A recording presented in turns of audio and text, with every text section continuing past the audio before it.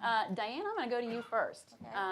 Let's talk a little bit about demographics, right? We've all heard the phrase demography is destiny.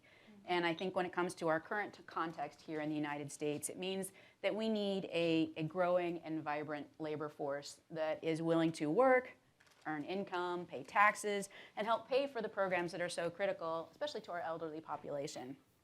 But when our demographers look into the future, they see a labor force that's only going to grow about a third as fast as it has in the past. And that's a pretty scary number. It obviously has an impact on how fast we can grow as a nation. We know why this is happening, right? Women are marrying later and they're having fewer children, which means we've got a slower growing workforce. At the same time, when our elderly population is exploding. So my question to you is, what policies can Congress pursue to get more workers into our economy and get more out of our economy? I mean, immigration is an obvious one, but it's not a panacea.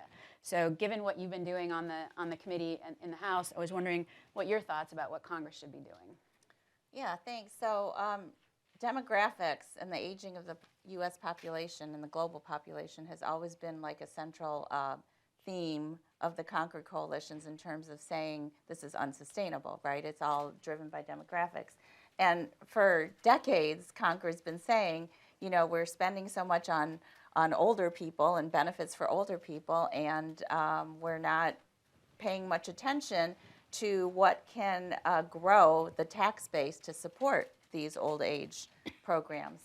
So it shouldn't be surprising that in my work for the House Select Committee on Economic Disparity and Fairness in Growth, which is, by the way, a Speaker Pelosi created committee. So, by the way, I am unemployed at the end of this year. If you got a pen, I'll put your email on the back of my. The Select Committee was tasked to, Speaker Pelosi said, I want to create this special committee. I want you guys to study what are the root causes of inequality and disparity in the economy today, and what can Congress do to reduce disparity and also promote more inclusive and, you know, stronger economic growth? Because really, if you're not including everyone in your economic growth, it's not very sustainable, is it? So, right. And growth helps the problem. Exactly. It just helps solve the problem. Exactly. Mm-hmm. So the policies. So we've studied. I've had a policy team that has worked with me, and we've had lots of hearings. And what we've come up with is that we need to invest more in people.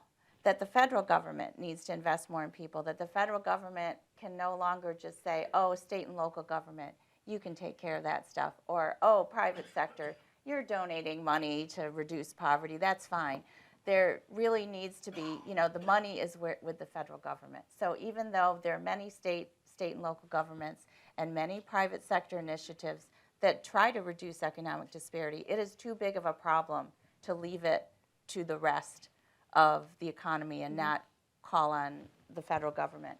So we are calling for proposals like universal pre-K, paid family leave, subsidies to the child care industry, because, you know, it turns out only high-income people can afford to put their kids in child care, which means only high-income women can afford to go out to work. Outside the home. So it's a terrible, it's sort of like so fundamental. It's like, you know, the economy starts with people before you get to worry about, oh, the saving and investment that people do. First, you have to start with people who can actually be born into this world and work, right? So I've always been told throughout my career, because I have 4 children, that I am like single-handedly helping to solve the fiscal crisis. But, you know, like, it can't be just up to people like me who have been fortunate enough to be able to afford to have children and to send them to good public schools and good colleges.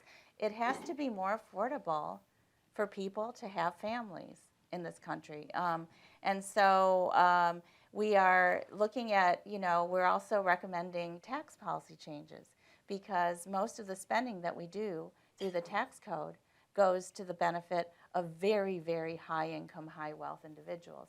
And it's not apparent at all that that is helping to grow the productive capacity of the economy in terms of the labor force, right?